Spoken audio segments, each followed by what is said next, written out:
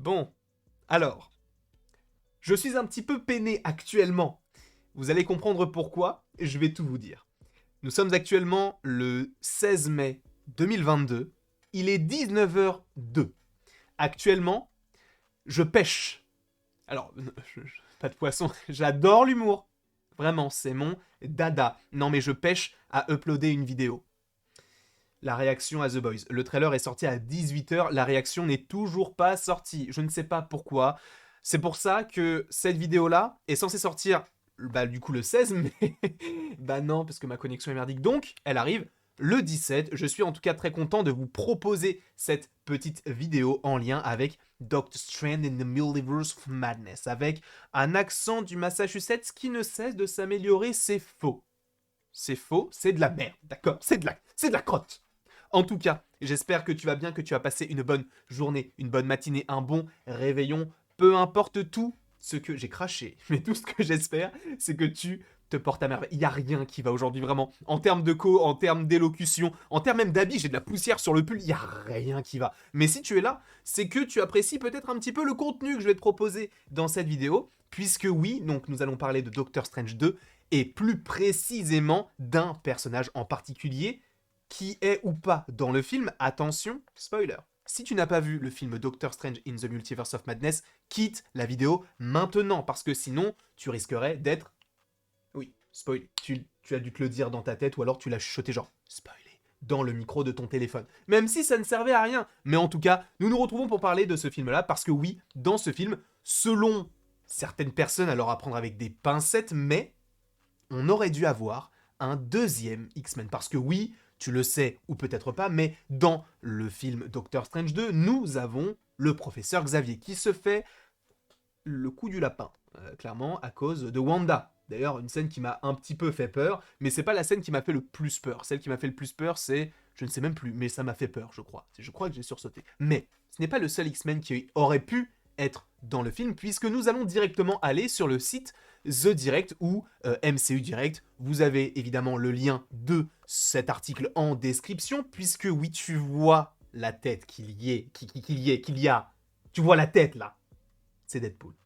Deadpool aurait pu être dans la scène post-générique de Doctor Strange in the Multiverse of Madness. Donc on va découvrir un petit peu tout ça parce que tu vas me dire, oui, mais du coup, pourquoi est-ce qu'ils ne l'ont pas mis Et c'est vrai que Deadpool, il appartient à la Fox. Je rappelle encore une fois que depuis, je crois, 2019 ou 2020, mais je crois que c'est 2019, mais depuis ces eaux-là, la Fox a été rachetée par Disney et du coup tous les personnages Marvel de la Fox, cela compte évidemment, je crois, les X-Men. Alors les 4 Fantastiques, je crois que ça fait partie d'une faction de la Fox, mais là maintenant ça appartient au MCU puisque de toute façon on a eu John Krasinski, ce dieu vivant, en tant que Mister Fantastique dans le film. Et donc depuis, les personnages de la Fox appartiennent au MCU. Jusque là, je ne t'apprends rien du tout, d'accord? Mais donc l'idée serait de se dire, mais pourquoi est-ce qu'il aurait pu apparaître et comment est-ce qu'il aurait pu apparaître dans ce film Doctor Strange 2. Et on en vient directement aux personnes,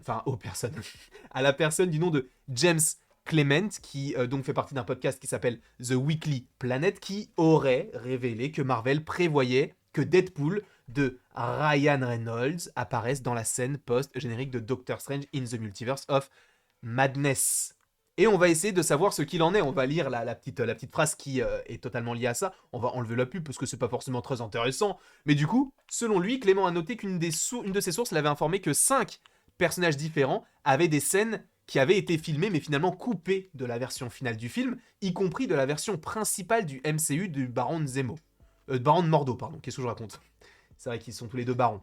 Mentionnant également Magneto de Michael Fassbender et quelques autres personnages. Il a partagé les informations sur Deadpool vers la fin de ses remarques à ce sujet. Donc là, il parle de tout cela. On va lire évidemment. Donc James Clement dit: qu'est-ce qui se passe? Quoi? J'ai plus internet. Mais qu'est-ce qu'on me casse les couilles? Je ne comprends rien.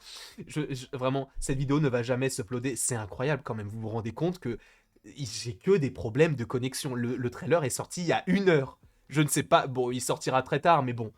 Ça me saoule, fortement, là, actuellement. Je sais pas si vous avez entendu la petite annonce, mais ça me saoule. Mais du coup, James Clement a dit: alors quelqu'un m'a envoyé une liste de 5 personnages qui allaient être dans le film, mais apparemment, oui, la Wanda tuant donc le Mordo du MCU était réel. Cela allait arriver. Michael Fassbender allait apparaître en tant que Magneto. J'ai dit à ma source, est-ce que certains d'entre eux ont été filmés? Et cette personne a dit, filmés mais finalement coupés de la version théâtrale. C'est ce que raconte ma source. Balder the Brave, comme mentionné, mais sans nom. Ghost Rider, qui était très intéressant en tant que membre des Illuminati. Donc là, ce qu'il nous dit, c'est que clairement, le MCU, selon lui, encore une fois, est-ce que c'est fiable ou non? Honnêtement, je n'en sais rien du tout, parce qu'il parle d'une source, on ne sait pas qui c'est, donc il faut quand même prendre ça avec des pincettes, mais il te mentionne Magneto, donc Michael Fassbender, qui serait de retour en tant que Magneto dans ce film-là, pour une mini-scène.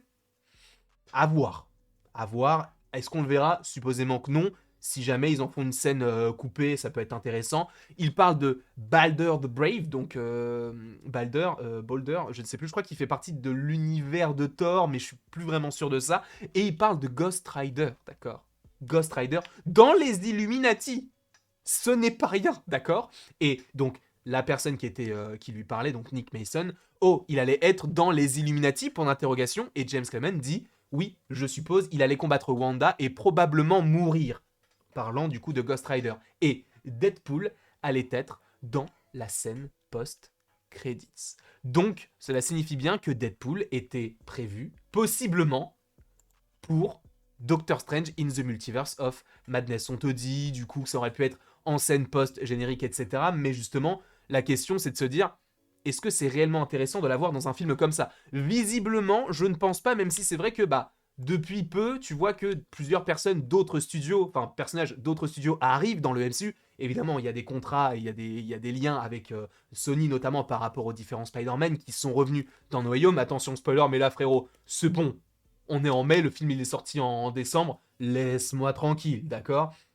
Bref, t'as le retour des Spider-Man, t'as John Krasinski qui joue Mister Fantastic, t'as le retour de Patrick Stewart en tant que professeur Xavier, donc c'est totalement logique, on est clairement dans une logique de maintenant, on commence à intégrer petit à petit des personnages de la Fox. Et de toute façon, même Namor, c'était un petit peu étrange. Alors je crois que Namor, lui, il appartenait à Universal, mais on ne sait pas vraiment ce qu'il en est par rapport au personnage d'Universal, parce que je crois que chez Universal, il y avait du coup le personnage de Hulk, et le personnage de Namor, si je ne dis pas de bêtises. Et bon, Namor va vraisemblablement venir dans le MCU via le film Black Panther Wakanda Forever, mais qu'en est-il par rapport à des personnages de la Fox? Deadpool, honnêtement, je pense que, et ça je le dis depuis le début, si vous revoyez des vidéos que j'ai faites vraiment en 2018-2019, je vous les conseille pas parce qu'elles sont pas forcément quali, je ne dis pas que celle-ci est plus quali, mais elles sont pas ouf.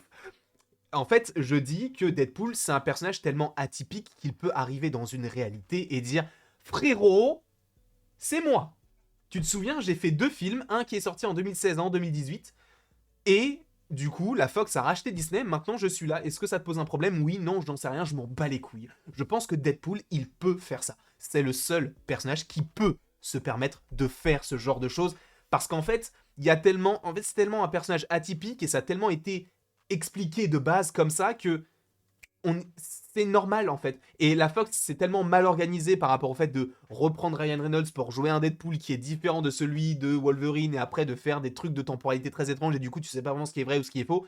Bref, la Fox, ils sont partis vraiment dans des endroits très très sombres, mais là actuellement, j'ai l'impression que ça semble se bien s'agencer, et vu que Deadpool a été un succès, un Deadpool 3 va arriver 2023 ou 2020, non, plus 2024 ou 2025, je pense plus à 2025, mais on sait que Deadpool 3 va finir par arriver, et honnêtement, ce n'est pas pour nous déplaire. Alors, est-ce qu'une introduction dans ce film de Doctor Strange aurait été intéressante? Honnêtement, ça nous aurait tous fait kiffer de ouf, mais on a quand même eu les Illuminati, on a eu le professeur Xavier, laissons le temps au temps directement, parce que même l'année prochaine on a le retour des X-Men avec X-Men 97. Alors oui, ce n'est pas forcément le format que l'on voulait de base pour un X-Men, le fait de reprendre une ancienne série d'animation des années donc 90 pour recontinuer un petit peu tout cela, pour évoquer les X-Men peut-être en lien avec le MCU, parce que c'est Marvel Studios, donc à voir évidemment, mais je ne sais pas, je pense que ça peut être assez intéressant de se dire, je ne sais pas.